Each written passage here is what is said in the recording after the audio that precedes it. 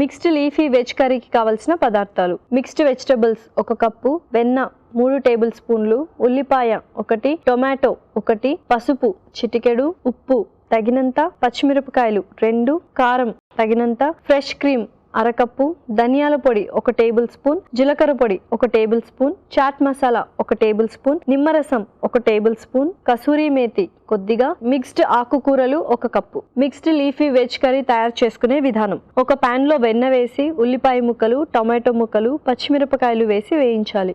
దీనిలో mixed leafy vegetables, ఉప్పు, పసుపు, కారం, చాట్ మసాలా, జీలకర్ర పొడి, ధనియాల పొడి, కసూరి మేతి, మిక్స్డ్ వెజిటబుల్స్ వేసి కొద్దిగా నీళ్లు పోసి ఉడకనివ్వాలి. ఆ తర్వాత ఫ్రెష్ క్రీమ్ వేసి బాగా కలుపుకోవాలి. ఆపై సర్వింగ్ బౌల్లోకి తీసుకొని నిమ్మరసం వేసి సర్వ్ చేసుకుంటే tasty mixed leafy veg curry ready.